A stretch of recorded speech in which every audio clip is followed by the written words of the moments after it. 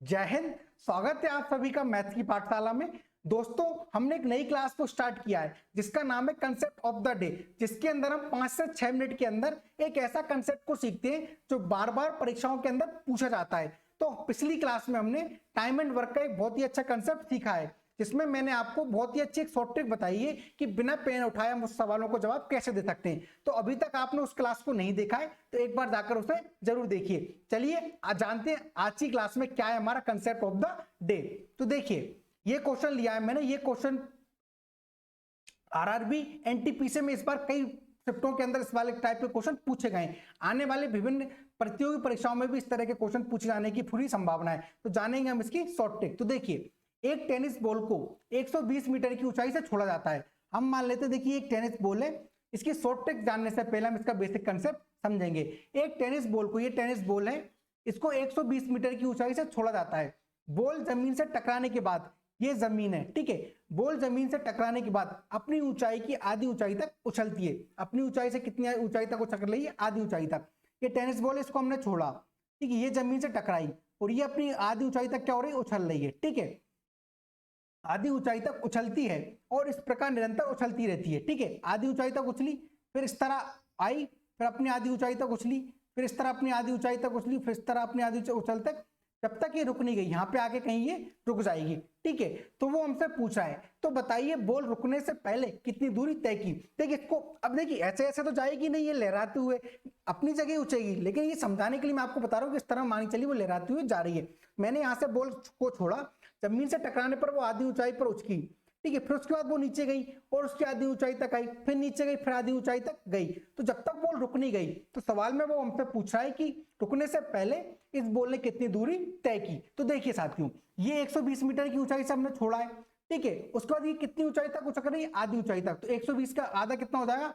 60। ये 60 होगा कि नहीं होगा? आप बोलेंगे हाँ सर। भाई जैसे 60 गई, 60 वापस भी तो आई है। ये 60, ये वाला 60 क्या हुआ? वापस आया।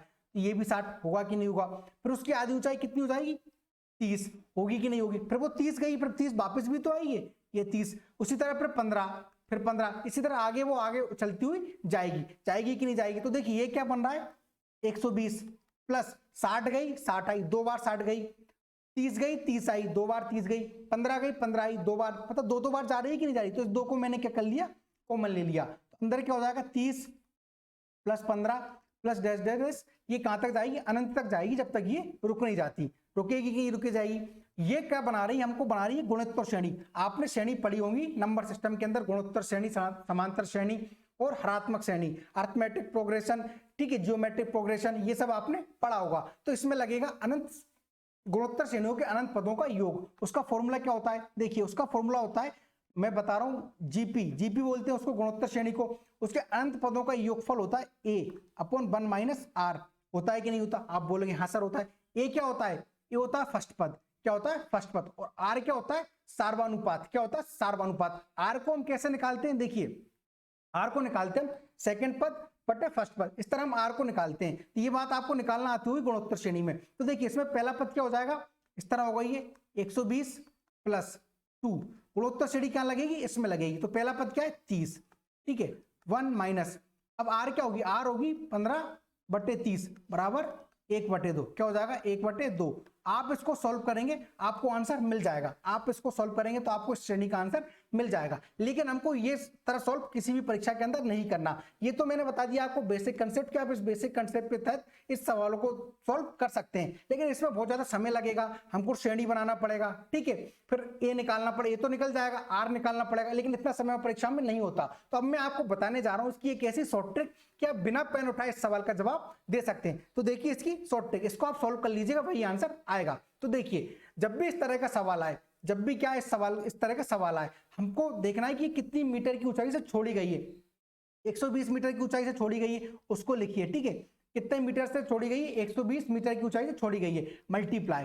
फिर देखिए बॉल जमीन से टकराने के बाद अपनी ऊंचाई की कितनी ऊंचाई तक उछल रही है? आधी ऊंचाई तक। आधी ऊंचाई बोले तो कितना? 1/2। यही होता है। होता है कि नहीं होता? बस जितनी भी ऊंचाई तक उछल रही है उसको जोड़ दीजिए। तो 2 और 1 3, 2 + 1, ठीक है, और उसका माइनस 2 - 1, बस सॉल्व कर लीजिए। तो देखिए 120 × 2 और 1 3/1, तो 12 × 3 = 36, 360 मीटर। तो ये बॉल रुकने से पहले कितनी दूरी तय करेगी? 360 मीटर। तो इसका आंसर क्या हो जाएगा? ऑप्शन नंबर सी, 360 मीटर क्या हो जाएगा इसका आंसर। देखिए सिंपल, फिर से मैं बता रहा हूं हमको क्या करना है। जो भी हमको ऊंचाई दिए उसको एज इट इज लिखिए, ठीक है।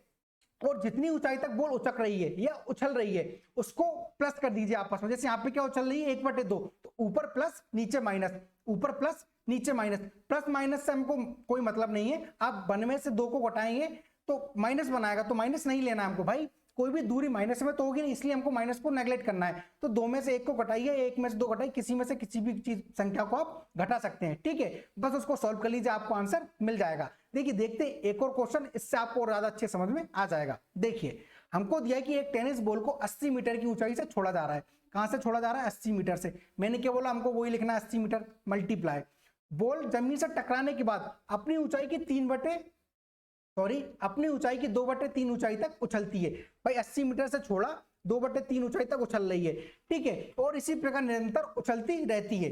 तो बताइए बॉल रुकने से पहले कितनी दूरी तय करेगी? मैंने क्या बताया आपको कि हमको टेनिस बॉल को लेना है, जितनी दूरी से छोड़ा जा रहा है, जितनी ऊंचाई से छोड़ा जा रहा है वो, और जितनी ऊंचाई तक उछल रही है उसको ऊपर प्लस करिए, तो 2 + 3, और नीचे क्या करना है? माइनस। तो 3 - 2 कुछ भी कर दीजिए भाई। अगर आपको दिक्कत आ रही तो 3 + 2 कर दीजिए ना, उसको ऊपर प्लस करना है, नीचे माइनस करना है, बस सॉल्व कर लीजिए। देखिए 80 × 5/1, 8 × 5 = 40 बोले तो 400, कितना हो जाएगा? 400 मीटर।